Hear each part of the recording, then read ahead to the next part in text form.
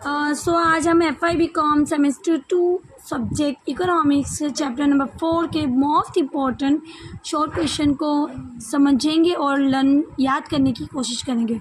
तो पहला है इजारा युक्त हरीफाई ना मुख्य लक्षणों निर्देश करो। ये तो 2-4 बार आ चुका है, चैप्टर नंबर 1 में भी था, 2 में भी था, 3 में भी था और ये 4 में भी है।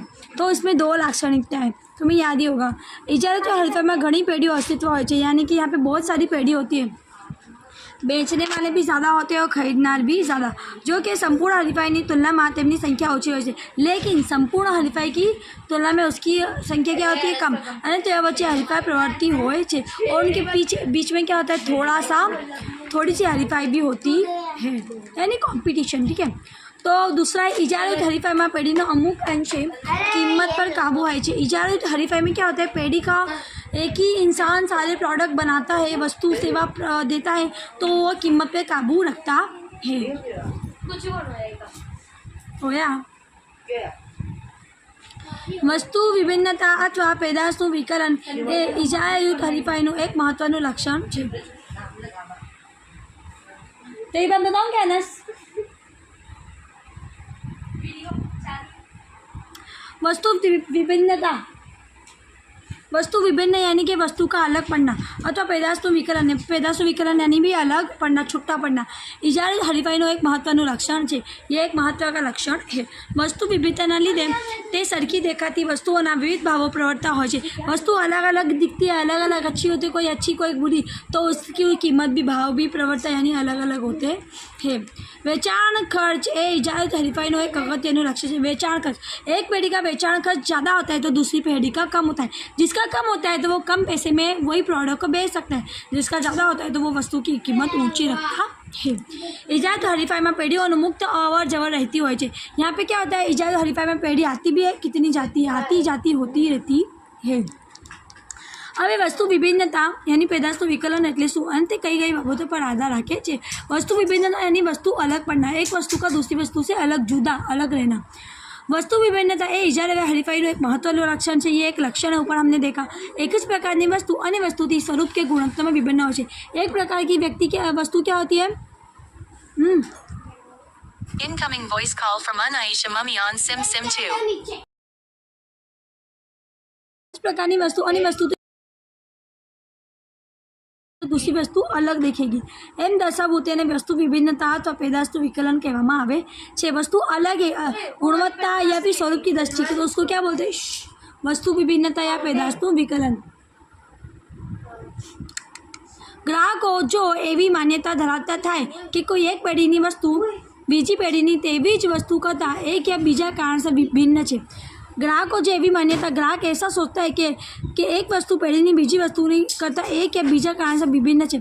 अगर ग्राहक सोच रहा है कि ये वस्तु दूसरी वस्तु से थोड़ी भिन्न यानी अलग है, ત્યારે वस्तु विभिन्नता સર્જાય છે, तब वस्तु विभिन्नता माना जाता है।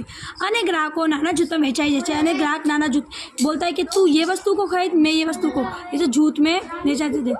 वस्तु विभिन्नता नीचेना बाबतों पर आधार રાખે છે। नीचेना बाबत उस पर आधार रखती है। वस्तुना खास लक्षणों जैसे कि ट्रेडमार्क, पेटर्न अधिकार, वस्तुनी जात, आकार, रंग, कद, पैकिंग खासियतों वगैरह। वस्तु कौन सी तरीके अलग हो सकती है, उसके पैटर्न से, पैटर्न यानी मालूम है ना, सिंबल, ट्रेडमार्क भी सिंबल, वस्तुनी जात या आकार, शेप, रंग, कद, पैकिंग, ये सब खासियत अलग है। बेचनारનું विनयभाई बने वतन, अब वस्तु सेम बेच रहा है बाजू वाला दुकान वाला भी, और दोनों दुकान वाले सेम, लेकिन बाजू वाला दुकान वाला का जो बात करने का तरीका है वो विनय भरी हुई यानी कि अच्छा है, प्रामाणिक है, अच्छा है, झड़पी सेवा धंधो करवानी नीति, धंधानुसार भी सही है, नीति भी सही है, तो इंसान उससे खरीदेगा। ठीक है। युक्त हरीफाईમાં પેઢીની માંગ રેખાનો આકાર કેવો હોય છે અને તે શા માટે? इजारा युक्त हरीफाई में पेढ़ीनी मांग रेखा संपूर्ण मूल्य सापेक्ष करता ओછી यानी कम होती है। संपूर्ण मूल्य सापेक्ष करता मांग ओછી હોય છે, એટલે કે તે ડાબી બાજુથી જમણી બાજુ નીચે तरफ જાય છે, यानी वो डाबी बाजू से जमणी बाजू ये देखो नीचे तरफ जा रही है, ढळती હોય છે, नीचे तरफ ढल रही है। ढलान दिख रहा है ना, ये જેમ દર્શાવે છે કે પેઢી વધુ વેચાણ ઘટાડેલી કિંમત કરી શકે છે। जो क्या दर्शा रही है कि अगर पेढ़ी को ज़्यादा वेचाण करना है तो उसको कीमत अपनी घटाड़नी यानी कम करनी पड़ेगी। आम इजारे युक्त हरीफाईमां पेढ़ीनी मांग रेखा नीचे तरफ धरती होय छे, कारण के पेढ़ीना वधारा एकमों प्रवृत्ति कीमतें बेची सकती नहीं, क्योंकि पेढ़ी क्या करती है, ज़्यादा एकम बेचने के लिए वो ज़्यादा पैसे से ज़्यादा एकम बेच सकती नहीं। अगर उसे ज़्यादा पैदाश करके ज़्यादा बेचना है तो अपनी कीमत उसे घटाड़नी पड़ेगी। વધારાના એકમો વેચવા માટે પેઢી કિંમતો ઘટાડવા પડશે અને તેથી માંગ રેખા નીચે ધરતી જાય છે, इसलिए માંગ રેખા નીચે जा रही है। ठीक है, भाव हरीफाई और बिन भाव हरीफाई वच्चेनो तफावत समझाओ। चलो, पेढ़ीओ જ્યારે તેમની પેદાશમાં ભાવોમાં ફેરફાર કરીને એકબીજા સાથે હરીફાઈ કરે, જ્યારે એક पेढ़ी दूसरी पेढ़ी से क्या करती है, जानबूझ के खुद की पेढ़ी को खोट खा के भी कम भाव में बेचती है, ત્યારે તેને भाव हरीफाई કહેવામાં આવે છે, तब उसको भाव हरीफाई कहते हैं।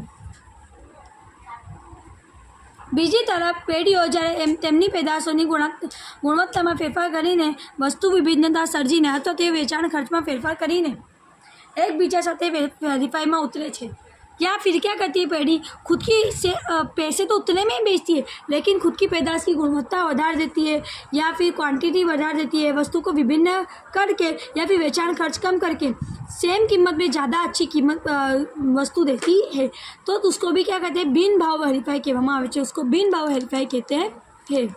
2 सेकेंड होल्ड। अच्छा, वो यहाँ पर से मैंने बोला राजू कचरे में डाल, उसके लिए दिया। कब से तुम्हें देख रही यहाँ इजारायुक्त हरीफाईमां पेढ़ी समतुलानी अवस्था क्यारे प्राप्त थाय छे। पेढ़ी समतुला हमने चैप्टर 1 में ही पढ़ा। इजारायुक्त हरीफाईमां पेढ़ीनी महत्तम नफो प्राप्त करवा माटे 3 पासाओं विचार करवो पड़े छे। अगर इजारायुक्त हरीफाई में पेढ़ी को क्या करना है, ज़्यादा से ज़्यादा नफ़ा करना है, तो 3 पासा का वो सोचेगी। वस्तुना भाव में फेरफार करवा, या तुम वस्तु के भाव के फेरफार कर दो यानी ज़्यादा कर दो तो तुम्हें ज़्यादा पैसे मिलेंगे, नफ़ा मिलेगा, या फिर वस्तुना गुणवत्ता में फेरफार करो એટલે પેદાશનું વિકલન कर दो, या तुम वस्तु की गुणवत्ता बढ़ा दो ताकि तुम्हारे पास ज़्यादा से ज़्यादा लोग तुम्हारी वस्तु खरीदे, या फिर वेचाण खर्च में फेरफार करो, या फिर वेचाण खर्च को कम कर दो जिससे तुम्हें नफ़ा ज़्यादा मिले। त्रणेय फेरफारों में कोई एक रीते नफो વધવાની शक्यता न હોય ત્યારે પેઢી સમતુલામાં છે એમ કહી શકાય। अगर तीनों में ही तुम्हारी क्या नफ़ा बढ़ नहीं रहा है, तुमने तीनों ऑप्शन अपना लिए तो भी तुम्हारी नफ़ा नहीं बढ़ रहा है, तो तुम्हें क्या मिलेगा, तुम्हें क्या कहा जाएगा, तुम पेढ़ी समतुला में है। आम इजारायुक्त हरीफाईमां पेढ़ीनी समतुला એટલે પેઢીને તેના પેદાશમાં ભાવમાં ફેરફાર કરવાની, પેદાશનું વિકલન કરવામાં તથા વેચાણ ખર્ચમાં ફેરફાર કરવા, ये 3 यही पेदाशમાં विकलन करना है, वेचाण खर्चમાં फेरफार करवा, कोई जरूर न जणाय तेवी परिस्थिति, यानी कोई जरूरत नहीं है, उसको महत्तम नफा मिल रहा है। आ अवस्था में सीमांत आवक और सीमांत खर्च सरखा होय ते बिंदुए पेढ़ी ने महत्तम नफा प्राप्त थाय छे। ऐसे संजोग में क्या होता है, पेढ़ी की सीमांत आवक और सीमांत खर्च क्या होता है, दोनों सरखी दिख रहा है ना, અને પેઢી को क्या मिलता है, महत्तम नफो, અને પેઢી સમતુલાની સ્થિતિ प्राप्त करे छे। बीजू के टूंका गाळा में इजारायुक्त हरीफाई में पेढ़ी असामान्य नफा प्राप्त करती होय छे। और दूसरे में क्या होता है, इजारायुक्त हरीफाई में टूंका गाळा में 6 महीने में क्या करती है, पेढ़ी की नई वस्तु आती है, जैसे कोई नई वस्तु लॉन्च होती है तो क्या शुरू में लोग ज़्यादा खरीदते हैं ना, तो पेढ़ी को असामान्य नफा होता है, कारण के ते नफो छीनी शके तेटली तद्दन नजीकनी अवेजीमां वस्तुनो बजारमां प्राप्त थती नथी, क्योंकि शुरू में वो चीज़ की अवेजी वस्तु या डुप्लीकेट वस्तु आती नहीं है। हकीकतों पर आकृति स्पष्ट है, इसलिए ये आकृति में दिखा जा रहा है। आकृति में देखो, ये ए बी है और ये डी।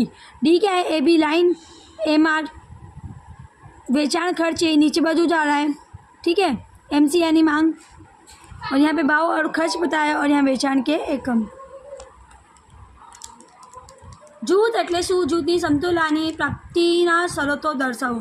જૂથ એટલે શું, પ્રોફેશનલ ચેમ્બરલિન નજીકની અવેજીની વસ્તુઓ ઉત્પાદન કરતી પેઢીઓના સમૂહને ઉદ્યોગને બદલે જૂથ તરીકે ઓળખાય છે।